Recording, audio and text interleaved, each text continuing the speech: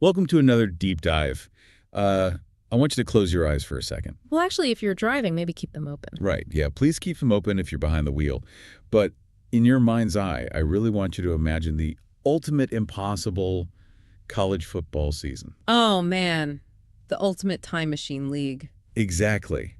We're talking about a literal time machine league. I mean, picture the legendary 1995 Nebraska Cornhuskers, a team that just physically broke their opponents with the option lining up across the field from the 2008 Florida Gators. Orchestrated by a prime Tim Tebow, no less. Yes. Or imagine the 1976 Pitt Panthers with Tony Dorsett just sitting there in the backfield trying to run the ball in the teeth of the 1961 Alabama Crimson Tide defense. It sounds exactly like the kind of debate you have with your friends at a sports bar at like 2 in the morning. It really does. But today, it is not just a debate. We're looking at the hard data of a massive, mathematically rigorous cross-era simulation that has thrown all these legendary teams into a single brutal season. And the stakes for this simulation are incredibly high right now. Very high. Our mission for this deep dive is to synthesize and summarize Week 9 of this mind-bending experiment. The stakes, right now, could not be clearer. At the end of this virtual season, only the top 24 ranked teams, the designated conference winners, and any remaining undefeated teams will actually punch their tickets to the playoffs. Which means everyone else just goes home to the history books. Yep. Everyone else is out. And we have a massive stack of sources to get through today. I mean, we are looking at historical standings that have been updated through Week 9, incredibly detailed head-to-head box scores from the simulation engine, the latest top 40 poll rankings, and individual stat sheets that frankly look like they belong in a video game playing on rookie mode. They really do. And what's fascinating here is how this simulated season acts as a laboratory. We are not just comparing isolated statistics in a vacuum. We are testing entirely different eras of football philosophy against one another in a perfectly controlled environment. Like ground and pound versus the spread. Exactly. We are taking the ground and pound 3 yards in a cloud of dust mentalities of the 1960s and 70s, and we are forcing those exact defensive units to react to the high-octane, pass-happy, run-and-shoot offenses of the late 80s and 90s. It's a complete culture clash. It is an evolutionary stress test for the sport of football. We are seeing how modern spread concepts, which rely heavily on spacing and speed, fare against old-school unlimited contact defensive lines, where defensive holding was practically just a suggestion. And what we are finding out in Week 9 is that the pretenders are finally falling away, while the true historical giants are adapting. Okay, let's unpack this. We have to start right at the top of the Week 9 top 40 rankings. We are looking at the undefeated juggernauts. These are the teams that have somehow navigated this multi-generational gauntlet without a single blemish on their record. And sitting right there at the #1 spot in the land is the 2001 Miami Hurricanes. The legendary squad. They are currently 6-0, sitting pretty with 1,350 poll points.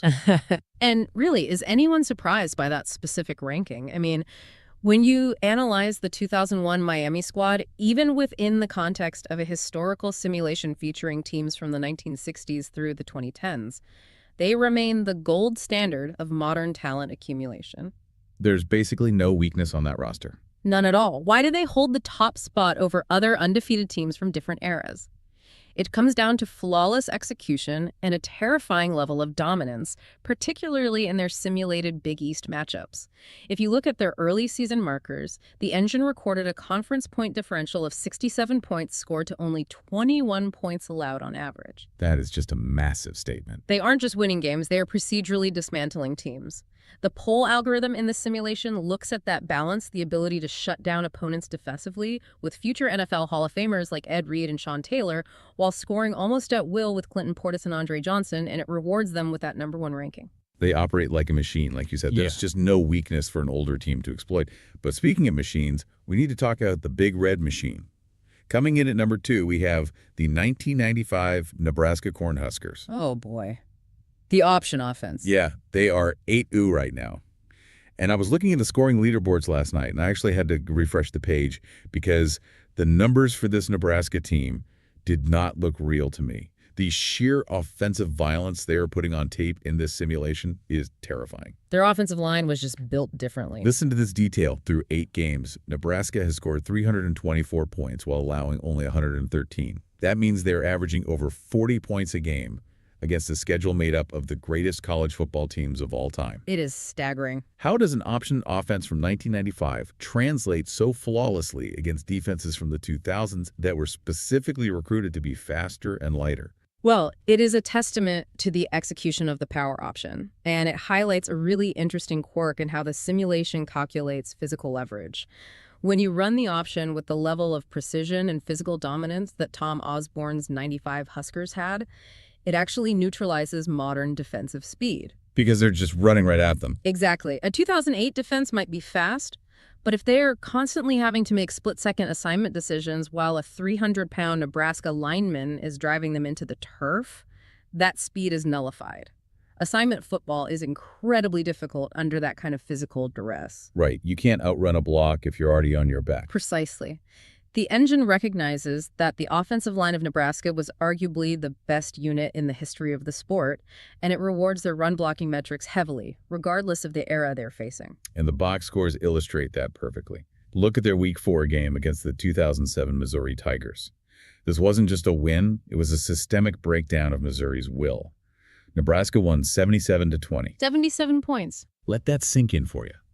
77 points against a 2007 team that was ranked #1 in the country at one point in reality. I really want to spotlight Lawrence Phillips' ridiculous stat line from that game because it defines their entire season. He was unstoppable that day. He had 17 carries for 81 yards. Now, on the surface, 81 yards seems fairly pedestrian, right? Right, a decent day, but nothing crazy. But then you look at the next column. He had a staggering 5 rushing touchdowns. Every single time Nebraska got near the red zone, he was an automatic, unstoppable force. And Tommy Frazier barely had to break a sweat. Exactly. Tommy Frazier just casually tossed for 211 yards and a touchdown, going 16 for 22 passing. He didn't even have to use his legs much on the perimeter because the interior rushing system was functioning so perfectly. That Missouri game is the ultimate case study of what happens when a modern spread team built for speed and playing in space gets locked in a metaphorical phone booth with a vintage power option team. Missouri tried to spread them out, didn't they? They did. Missouri's quarterback, Chase Daniel, threw for 302 yards and 2 touchdowns in that game. The spread offense worked to an extent, but Daniel also threw 3 interceptions. Nebraska's defense forced the issue, pressured him into mistakes, and once the Huskers' offense got the ball, they just slowly bled Missouri out while simultaneously scoring in bunches. Just a slow death march. Exactly. They turned a football game into a math problem that Missouri couldn't solve. You simply cannot outscore a team that is scoring on every possession while eating up 8 minutes of the clock at a time. So we have Miami's modern perfection, and we have Nebraska's offensive violence. But at number 3, we have a completely different flavor. The 1961 Alabama Crimson Tide, sitting at 7-0. Yes, the defensive wall. If you want to talk about a contrast in styles, look no further than 61 Alabama compared to 95 Nebraska. It's like night and day. While Nebraska is hanging 70 points on modern defenses, Alabama is just suffocating teams into submission. I'm looking at the numbers for this Alabama defense, and I have to ask you about the physics of this simulation. Through 7 games, this Alabama team has allowed only 47 points all season. It defies modern logic. That is less than 7 points a game. But wait, how does a 200-pound linebacker from 1961 tackle a 250-pound tight end from 2010? Does the simulation normalize player weights, or are they just relying on pure grit? That is the defining question of this entire experiment. The simulation engine does not artificially inflate the size of the 1960s players to match modern athletes. Really? No, it relies heavily on historical efficiency metrics, era-adjusted dominance, and schematic integrity. I really want you to pause and ponder how this plays out conceptually. How does a smaller, lighter defense from the pre-modern nutrition era shut down a modern spread? It doesn't make intuitive sense. It doesn't until you realize the simulation heavily weighs fundamental tackling, gap discipline, and the sheer stamina of those early-era players who played Ironman football. They don't miss assignments. They tackle perfectly in space. So they're just fundamentally sound. Exactly. While a modern tight end might outweigh them by 50 pounds, the algorithm respects the fact that the 1961 Alabama defense, coached by Bear Bryant, was structurally impenetrable in its own context. When a modern 2000s spread offense comes out with 4 wide receivers, the Alabama defense doesn't panic. They stay true to their identity. They stay in their base, they rally to the football, and they limit yards after the catch through flawless gang tackling. If you look at their Week 9 standings, they are 7-0 overall and 5-0 in the incredibly dense SEC West. They are simply outlasting teams by eliminating big plays. It's an incredible thought experiment. You have all these modern offensive coordinators trying to outsmart a defense that just fundamentally refuses to break form. It proves that proper tackling and gap integrity never go out of style, no matter what decade you are playing in. Football is still football. It really is. Yeah. Now, moving on to number 4 in the polls, we have the 1976 Pittsburgh Panthers sitting at 9-0 with 12,214 poll points. And when we talk about this Pitt team, we aren't talking about a complex scheme. We are talking about one man, the workhorse, Tony Dorsett. Oh, Dorsett's presence in this simulation is seismic. He is the engine of that entire operation, and his output is literally breaking the statistical models. His season is flat out mind-boggling. Oh. I have the league leader stats right here. Dorsett has 276 rushing attempts so far. Right. He has amassed 1,528 yards. Already. Yes, by week 9. But here is the craziest part that I cannot wrap my head around. He is averaging 9.5 yards per rush. How is that mathematically possible? We are talking about 276 attempts against historically great defenses, and he is nearly picking up a first down every single time he touches the ball. It's absurd. Oh, and he has 20 total touchdowns, accounting for 120 total points all by himself. It speaks to a combination of elite vision and breakaway speed that transcends eras. The offensive line in front of him is moving bodies, certainly. The 1976 Pitt offensive line was a mauling unit. Oh, they were massive for their time. But averaging 9.5 yards over that many carries means you are not just getting what is blocked at the line of scrimmage, you are consistently breaking into the second level and making historically great linebackers miss. Dorsett isn't just hitting singles, he is hitting doubles and triples every time he gets the handoff. He's a home run threat on a dive play. Exactly. The simulation accurately translates his lateral agility, which was revolutionary for the mid-70s, and shows that modern linebackers, even with their speed, struggle to corral him in open space because his cutback ability was so unique. Let me give you a game spotlight to prove your point, because reading the box score feels like reading fiction. Look at Pitt's game against the 2007 UCF Knights. Pitt destroyed them 44-7. A total mismatch on the ground. In that single game, Tony Dorsett had 35 carries for 207 yards and 4 touchdowns. He essentially beat a modern FBS team single-handedly on the ground. Think about the physical toll of a 35-carry game on a running back, and then think about the exhaustion of the defense trying to tackle him 35 times. They must have been gassed by halftime. Totally. The Pitt quarterback, Matt Cavanaugh, only had to throw 12 passes all game. Why would you ever put the ball in the air when Dorsett is guaranteeing you almost 10 yards a clip? Exactly. And that ball control strategy is a massive tactical advantage. It keeps Pitt's defense incredibly fresh, which is a major reason why they are 9-0. They dictate the terms of engagement, they shorten the game, limit the number of possessions the opposing offense gets, and slowly grind their opponents into dust. Now, rounding out the top of the polls, we have some other undefeated teams we have to mention before we get to the really weird stuff. Number 5 is the 1965 Michigan State Spartans at 7-0. Number 8 is the 1998 Kansas State Wildcats at 7-0. The Wildcats are a really fun team in this sim. They are. I want to spend a second on Kansas State because I have to shout out their quarterback, Michael Bishop. We pulled a box score from their 55-24 victory over the 2008 Buffalo team.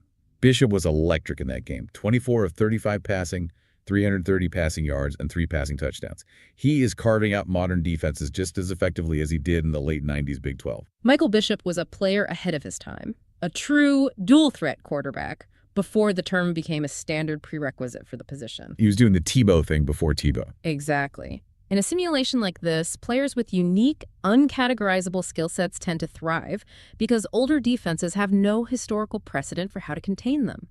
A linebacker from the 1970s doesn't know how to handle a quarterback with a cannon for an arm who can also run a 4.5 40-yard dash. This doesn't compute for them. Right. But while Kansas State makes perfect logical sense in the top 10, this raises an important question about the structural integrity of the polls themselves.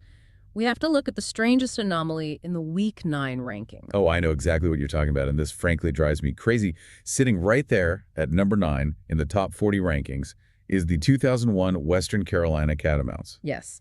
The 2001 Western Carolina team, they currently possess 1,100 poll points, but look at their record. They are 1-0. 1-0.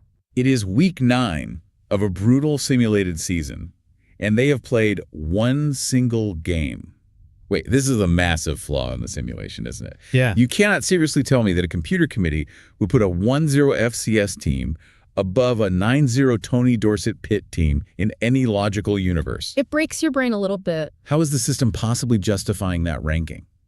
It is a fascinating quirk of the simulation's poll math, and it shows how Bayesian algorithms and strength of schedule multipliers can sometimes produce wild anomalies early in a dataset. How does a poll weigh a 1-0 team as a top 10 threat in Week 9? It just doesn't seem fair. It appears that whatever ELO rating system the simulation is using for the top 40 heavily weights winning percentage alongside the theoretical strength of the specific opponent they faced in that single game. Because Western Carolina hasn't lost, their efficiency metrics are technically flawless. They have a 1.00 win percentage. But they haven't done anything. Exactly. But they also haven't had the chance to accumulate the physical wear and tear, the inevitable drop passes, or the bad statistical outliers that a team like Pitt has accumulated over 9 grueling games. So they are basically coasting on a perfect 1.00 batting average after one single at-bat, while everyone else is in the middle of a 162-game season. That's the perfect way to look at it. It's mathematically hilarious, but it is going to make the playoff bracket incredibly complicated if the algorithm doesn't course correct and drop them in the rankings as the sample size grows. It absolutely will cause chaos. The committee, or rather, the algorithm, will eventually have to reckon with sample size. If Western Carolina plays a second game and loses, their rating will plummet. But for now, suspended in the amber of a single victory, Western Carolina is technically a juggernaut on paper. It highlights the danger of relying purely on efficiency metrics without factoring in the volume of success. I love how broken it is. It feels like real college football polling in November. Doesn't it? But let's shift gears, because here's where it gets really interesting. I want to transition into the statistical marvels of this league. It's one thing to look at these undefeated teams in a vacuum, but the real chaos happens when you throw all these different errors into a blender and look at the individual stat leaderboards. They start looking like video game numbers. They start looking like something out of a comic book. I was staring at the passing stats last night, and the numbers are just absurd. Let me introduce you to the 1990 Houston Cougars. Ah, the run and shoot, the ultimate historical disruptor. Disruptor feels like an understatement. Through their simulated schedule so far, Houston leads the entire league with 4,679 total yards of offense. Of that, a staggering 3,790 are passing yards. They have generated 256 first downs, with 185 of those coming through the air, and they have 32 passing touchdowns. They're a nightmare to prepare for. They look like they are playing an entirely different sport than the rest of the league. They really are playing a different game. When you analyze the run-and-shoot offense's impact on this simulated league, you have to remember the historical context of the defenses they're facing. Right, because a lot of these defenses are from the 60s and 70s. Exactly. Many of these legendary defenses were fundamentally built to stop the run. They played base 4-3 or 5-2 defenses with heavy run-stuffing linebackers. They didn't have nickel and dime packages featuring extra defensive backs as a standard, everyday response to an offensive formation. Because nobody was coming out in 4 wide receiver sets back then. Precisely. So when Houston lines up with 4 wide receivers and forces those old-school 240-pound middle linebackers to cover speedy slot receivers in open space, it creates massive structural mismatches. The algorithm is punishing those older defenses for not having the schematic flexibility to match up. And the guy pulling the trigger for Houston is David Klingler. We have his player spotlight stats right here, and the volume is insane. Klingler has completed 282 passes on 457 attempts. That translates to 3,741 passing yards by week 9. He's throwing his arm up. Just for context on what a Houston game looks like in this simulation, we pulled a box score where they played the 2007 UCF Knights. Houston actually lost that game 35-28, which shows they are vulnerable. But Klingler threw the ball 52 times. 52 times in a college game. He completed 33 passes for 443 yards and 4 touchdowns. But he also threw 3 interceptions, which kind of tells the story of Houston's season. They will get their yards, but they are playing with fire. It is a high-variance offense. They're going to generate yardage because the system dictates it, but they are also going to put the ball in jeopardy. Older defenses might not have the speed to cover Houston's receivers, but they certainly know how to catch an errant pass. A bad throw is a bad throw in any decade. Exactly. And it's fascinating to contrast Houston with the team on the exact opposite end of the stylistic spectrum. If you want the antithesis of the run and shoot, look at the number 13 ranked team, the 1988 Notre Dame Fighting Irish. They are sitting comfortably at 8-0. In stark contrast to Houston's aerial circus, Notre Dame is the absolute epitome of ground and pound. The stats for the Irish are just as extreme, but they're entirely on the ground. Notre Dame leads the whole league with 2,778 rushing yards. They are bruising people. They have 48 total team touchdowns, and they've done it by bludgeoning people at the line of scrimmage. Lou Holtz's 1988 squad was built on an incredibly physical offensive line and a deep stable of running backs, led by quarterback Tony Rice operating the option alongside guys like Mark Green and Ricky Waters. Just a devastating rushing attack. When they play modern teams that are built lighter and faster, specifically to stop the spread offenses of the 2010s, Notre Dame simply runs right over them. It is the perfect counterpunch to the modern era of football. It's like they're punishing the modern defenses for being too light. They are. You have Houston passing for 3,700 yards by stretching the field horizontally, and you have Notre Dame rushing for 2,700 yards by collapsing the field vertically. The simulation proves that extreme, uncompromised offensive philosophies can both be highly successful if executed with elite historical talent. That sometimes extreme philosophies backfire spectacularly. We mentioned the high-risk, high-reward nature of Houston. But let's talk about the 2007 Hawaii Warriors. Colt Brennan is putting up massive numbers, but they're not the numbers you want on your resume. Yes, this is a very telling statistic regarding volume passing against diverse defensive eras. Colt Brennan is an incredibly talented quarterback running the run and shoot under June Jones, a coach notorious for never taking his foot off the gas pedal. Oh, they just chuck it deep every play. We have a box score from their game against the 2004 UTEP Miners. Hawaii won the game 41-38 in a wild shootout. Brennan threw the ball 62 times in that game. 62. He completed 42 passes for 510 yards and 2 touchdowns. 510 yards. Imagine being the 2004 UTEP defensive line. Yeah. By the fourth quarter, you have to imagine they're just pinning their ears back, completely exhausted from chasing him around, yet knowing they have to rush the passer on every single down. You can practically see the exhaustion through the simulated data. You certainly can, but look at the next column in that box score. Brennan threw 4 interceptions in that game alone. And if we zoom out to the season leaders for the whole league, Colt Brennan has thrown a league-leading 22 interceptions. 22 interceptions by week 9. That is catastrophic. If you throw 22 interceptions in a real season, you are getting benched by week 5. It is the ultimate live by the sword, die by the sword scenario. When you throw the ball 60 times a game against defenses that range from the ball-hawking, zone-blitzing units of the 2000s to the incredibly physical bump-and-run secondaries of the 1970s, you're going to get picked off. A ball is just in the air too much. The sheer volume dictates the errors. Hawaii is 2-3 in the standings we have access to, and it's precisely because they turn the ball over at a historical rate while stubbornly trying to force their scheme to work against defenses that are punishing their mistakes. It's wild to see the algorithm punish a scheme like that. Let's look at some other best-of-the-rest individual stats, because there are guys who are just eating up this cross-era competition. In receiving, P.J. Franklin from the 1998 Tulane Green Wave is dominating. He's having a monster season. He really is. He has 1,075 receiving yards and 14 touchdowns already.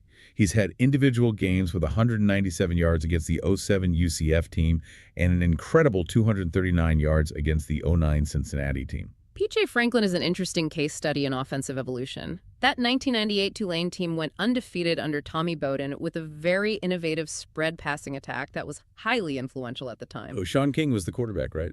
Exactly. Franklin is feasting in this simulation because that specific offense operates at a tempo and with a spacing configuration that confuses both older defenses and contemporary defenses. He is the primary beneficiary of Sean King's accuracy, and the simulation recognizes his route-running superiority in open space. And what about the third phase of the game? I love this stat. Ken Hatfield from the 1964 Arkansas Razorbacks. He has 31 punt returns for 590 yards. That's an average of 19 yards a return. That field position is invaluable. It's game-breaking. He has a game against 76 Pitt, where he had 157 punt return yards, and another against 07 LSU with 148 return yards. Special teams are often the great equalizer in these cross-era matchups. A dynamic returner like Hatfield changes the field position math entirely. The 1964 Arkansas team, which went undefeated in real life and won a share of the national title, relied heavily on field position, a swarming defense, and capitalizing on mistakes. So they just wait for you to mess up, and then Hatfield makes you pay. Precisely.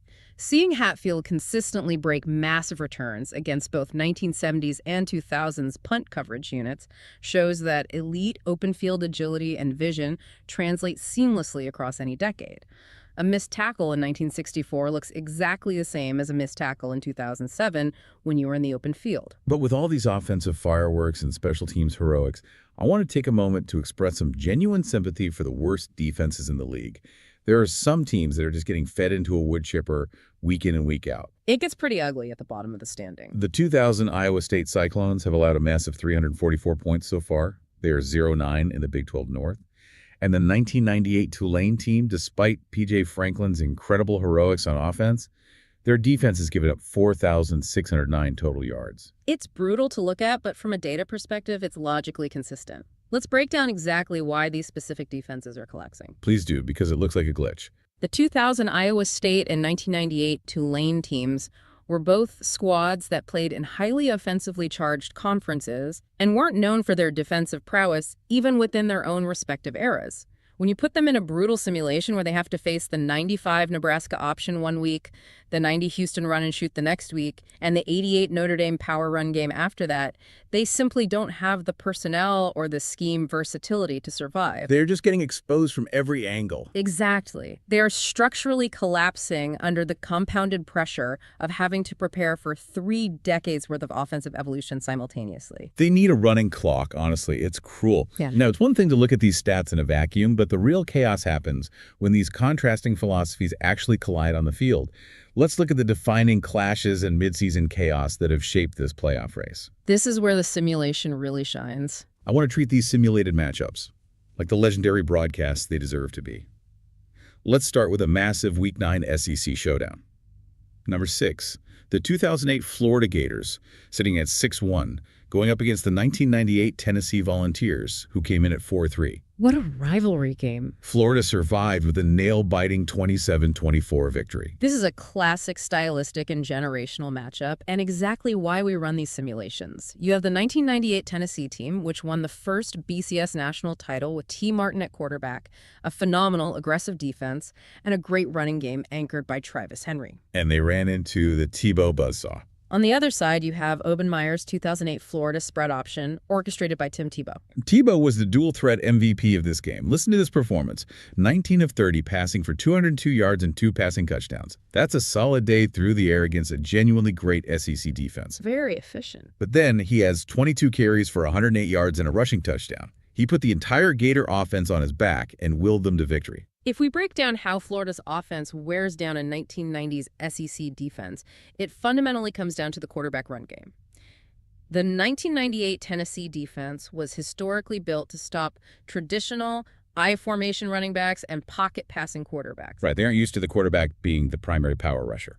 When the quarterback is suddenly also a 235-pound fullback who requires an extra defender in the box just to account for his rushing threat, the arithmetic breaks down for the defense. Tebow carrying the ball 22 times means he was taking a physical beating, but he was also delivering the punishment, slowly exhausting Tennessee's defensive front quarter by quarter. And T. Martin played well too, didn't he? Let's not ignore T. Martin on the other side. He went 14 of 20 for 207 yards and a touchdown, keeping Tennessee in it until the final whistle. It was a heavyweight fight, but Tebow's sheer physical will within the spread option architecture was the difference. Next, let's head out west for a Mountain West beatdown that I did not see coming.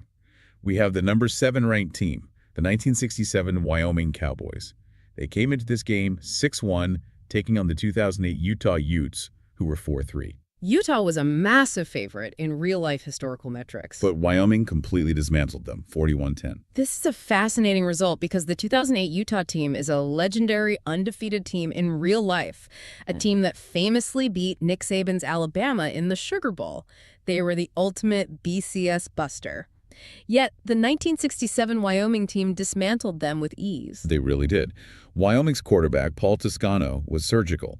He went 19 for 26 for 259 yards and 4 touchdowns. He wasn't even turning the ball over. He was just picking Utah apart. And their playmaker stepped up. 2 of those touchdowns went to H. Lindsey, who got 5 passes for 130 yards. Jim Kick added 102 rushing yards to balance the attack. Meanwhile, Utah's quarterback Brian Johnson was held to 176 passing yards and was sacked so many times he ends up with negative 25 rushing yards. Wyoming literally suffocated Utah's offense. This result highlights how the simulation deeply values execution and the raw physical toughness of the older eras. The 1967 Wyoming team was a true powerhouse in the WAC.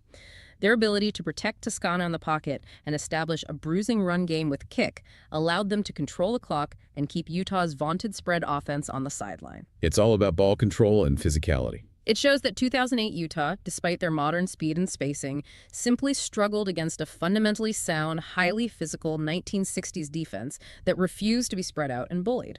I love seeing these older teams just flex on the modern squads. It completely challenges our recency bias. Speaking of flexing, we have to talk about the quiet dominance of TCU, specifically the number 17 ranked 2010 TCU Horned Frogs. They are 6-1. Gary Patterson's defense. I want to highlight their Week 4 massacre, a 63-0 win over the 2001 Northwestern State team. The 2010 TCU team possessed one of the best defenses of the modern era, combined with an incredibly efficient, mistake-free offense led by Andy Dalton. When they play a lower-tier historical team in this simulation, they show absolutely zero mercy. The talent disparity is too vast. Zero mercy is right. Andy Dalton was flawless. Yeah. He went 26 of 35 for 293 yards, and he threw 6 passing touchdowns. 6. Just a perfect day at the office. Matthew Tucker ran for 105 yards and 3 more touchdowns on the ground. Yep. Jeremy Curley caught 9 passes for 94 yards and a score. They scored in every single way possible. The defense pitched a shutout, holding Northwestern State to practically nothing in terms of yardage. It was a complete mismatch. It is games like this that remind you why TCU is firmly entrenched in the top 20 and pushing hard for a playoff spot. They don't just win games they are supposed to win, they obliterate their opponent. They are a remarkably complete team. But, some of the most explosive entertainment in this league isn't just coming from the national title contenders at the top of the polls. The mid-major matchups are providing incredible drama and showcasing some legendary individual talents. Oh, I'm so glad you brought that up. Let's look at the MSC shootout. The 2003 Miami of Ohio Redhawks against the 2008 Ball State Cardinals. Miami edged them out 36-33 in a thriller that probably had simulated fans tearing their hair out. You have a young Ben Roethlisberger leading Miami of Ohio against Nate Davis for Ball State. This is an absolute dream matchup for fans of Tuesday Night Epstead. And the box score delivers everything you could want. Ben Roethlisberger threw for exactly 400 yards, completing 32 of 47 passes with a touchdown. His receivers went crazy. Calvin Murray had 131 yards and 2 scores, and Martin Nance had 123 yards and a touchdown. He was just dealing all over the field. On the other side, Nate Davis refused to back down, throwing for 329 yards and 3 touchdowns. What this game illustrates so well is how mid-major teams with elite, future NFL-caliber quarterbacks can turn any game into a track meet. Roethlisberger in 2003 was a physical giant playing against boys in the MAC. He was so hard to bring down. In this simulation, his ability to extend plays, shrug off simulated pass rushers, and make every throw on the field translates perfectly. Ball State kept pace because Nate Davis was also a phenomenal college talent with a huge arm, but ultimately, Roethlisberger's sheer volume of yardage and physical presence in the pocket tipped the scales. It's just fun football to watch well simulate. These games might not decide the #1 overall seed, but they are the heart and soul of this simulated league. So what does this all mean? We've looked at the stats, we've analyzed the specific games, and we've marveled at the anomalies. But now we have to synthesize all this data to project the future of this time machine season.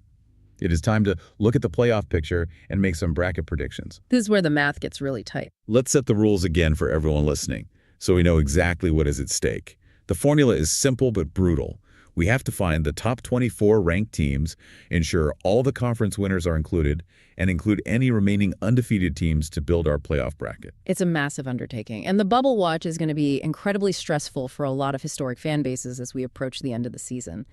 Let's start with the easy part, the absolute locks. Right, the teams that can already start resting their starters and preparing for the postseason. We both agree that the undefeated teams currently in the top 10 are safely in. That's the 01 Miami squad at number 1, 95 Nebraska at number 2, 61 Bama at 3, 76 Pitt at 4, 65 Michigan State at 5, and 98 K-State at 8. They are completely safe. We also have that bizarre mathematical anomaly, 01 Western Carolina at 9, who is technically undefeated at 1-0. And further down the rankings, 73 NC State is sitting at number 10, completely undefeated at 8-0. 88 Notre Dame is number 13 at 8-0. And 70 Dartmouth is number 14, also undefeated at 8-0. Those teams have absolutely nothing to worry about. Their resumes, whether built through the sheer volume of dominant wins over an 8-game stretch or the algorithmic quirk that benefits Western Carolina, have punched their tickets. So who does have to worry? The real drama, the games that are going to dictate the final weeks of this simulation, lies within the fierce conference battles. Let's talk about the Pac-10. It is a bloodbath out west. In the Week 9 standings, we have 3 distinct teams vying for the top spot, and they are cannibalizing each other. Number 1204 Cal is 7-1 overall. Number 1191 Washington is 6-1. And number 2610 Stanford is also 6-1. If you look closely at the tiebreaker metrics provided by the engine, Washington holds a critical advantage over Stanford. Washington is 4-1 in the simulated division, while Stanford is 3-1. But Washington has the edge there. Washington officially owns the divisional tiebreaker there based on the data. Cal, meanwhile, is 4-1 in the division and 7-1 overall, having scored a massive 325 points on the season under Aaron Rodgers. Cal's offense has been rolling. Cal sits very comfortably for a playoff spot based on their overall rating at number 12, but Washington is right there at number 11 with that legendary 1991 defense. The Pac-10 is going to send multiple terrifying battle-tested teams into this bracket, but who gets the automatic bid is still fiercely contested. Now let's look at the Big 12. The North is a closed case. The 95 Nebraska Cornhuskers own the North at 8-0, and 98 K-State is right behind them at 7-0. But the Big 12 South is completely wild and unpredictable. It really is. You have the 2000 Oklahoma Sooners. They are sitting at 5-3 overall and are ranked all the way down at number 31 in the top 40. That's a huge drop-off. Earlier in the season, they were dominant starting 3-0, but they've stumbled significantly against this cross-era competition. Right. They're 5-3 now, staring down the barrel of missing a 24-team playoff. But wait, in the division standings, they still hold strong. Can they actually sneak in as a conference champ? That's the million-dollar question. If they win the South, they get an automatic bid, regardless of their number 31 ranking. They have to hold off 98 Texas A&M and 74 Baylor, who have both shown flashes of brilliance. That's the beauty of the automatic qualifier rule in this simulation. It keeps teams like the 2000 Oklahoma Sooners, a team that clearly has the championship DNA, having won the national title in reality, alive in the simulation despite a midseason slump. If they can just win the games in front of them, the algorithm has to let them in. And what about the SEC? It's a tale of 2 very different divisions. The 61 Alabama Crimson Tide completely own the West at 7-0. They've allowed 47 points all year. But the East is controlled by the number 6 ranked 08 Florida Gators at 6-1. If those 2 teams meet in a simulated SEC championship game, it will be the ultimate immovable object versus an unstoppable force. Bear Bryant against Urban Meyer. Exactly. You have Bear Bryant's historic 1961 defense tasked with stopping Urban Meyer and Tim Tebow's modern spread option. That is the exact type of game the entire simulation was built to produce. Both are easily making the playoffs, but the seeding will be critical because neither team wants to play a gauntlet in the early rounds. Now we have to look at the fringes of the top 24, the bubble watch. This is where dreams go to die and where a single bad simulation roll can end your historical legacy. It's nerve-wracking. Number 23 is the 1985 Air Force Falcons, sitting at 5-2. Number 24 is the 1988 UCLA Bruins, who are 6-2. They are right on the cut line. The question is, can they hold on to their spots? Air Force relies on the wishbone offense, which is incredibly tough to prep for in a short week. But if they get down early to a modern passing team like Houston or Hawaii, they simply do not have the passing attack to catch up. They aren't built to play from behind. Not at all. UCLA, on the other hand, has Troy Aikman. Aikman brings a steady, NFL-ready passing game that keeps them in every contest, but they are vulnerable to dominant defensive fronts. And look at who is looking up at them, desperate to break into the top 24. Number 28 is the 1994 Penn State Nittany Lions. They are currently 4-2. That is a scary team to be on the bubble. Let's talk about them for a second, because in real life, that 94 Penn State team has a legitimate argument for being one of the greatest offenses in the history of college football.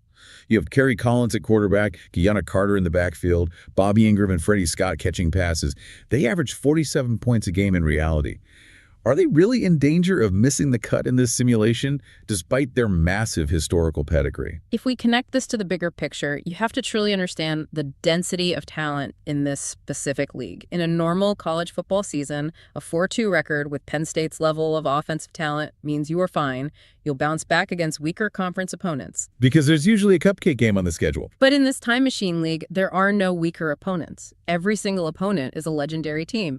A single loss in Week 10 could completely collapse a team's playoff hopes. Right. Penn State is currently outside the top 24. Furthermore, they do not lead the Big Ten. Michigan State does. Therefore, Penn State must win out. And they can't just win. They must win with style points to sway the algorithmic poll to jump the teams ahead of them, like Stanford, Colorado, and Fresno State. The pressure is immense. The margin for error is literally zero. If Kerry Collins throws one interception at the wrong time, their season is over. It is sheer madness. This season has been an absolute roller coaster.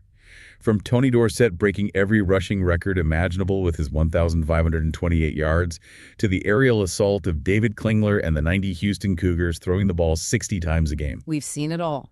We've seen '08 Tim Tebow put a team on his back in the SEC, and we've seen a 1961 Alabama defense prove that perfect tackling and gap discipline can stop the modern spread. The playoffs are going to be a bloodbath of historical proportions. I cannot wait to see how the bracket officially shapes up after the final regular season games are simulated. It has been a fascinating journey through the data so far. And as we look toward the playoffs, I want to leave you with a lingering question that isn't directly covered in the stat sheets, but is central to this entire experiment. Lay it on us. If you take the athletes, the advanced nutrition, the modern weight training, and the complex spatial schemes of the 2000s, and you pit them against the raw grit, the unlimited practice time, and the highly physical, less regulated rules of the 1960s, is the final scoreboard a true reflection of the better team? That's a tough one. Or is it just a reflection of which era's rules the simulation's algorithm ultimately favors? Are we seeing who is truly greater, or just who adapts faster to the math of the game? Oh, that is a heavy philosophical thought to chew on before the playoffs start. Does the simulation inherently favor the past or the present? We might never know, but watching it unfold is incredible. Thank you so much for joining us on this deep dive. I highly encourage you to keep diving into these stats on your own. Look up the box scores, look at the play-by-play data, and try to build your own perfect bracket based on these eras. The history of college football has never looked this wild. We'll see you next time.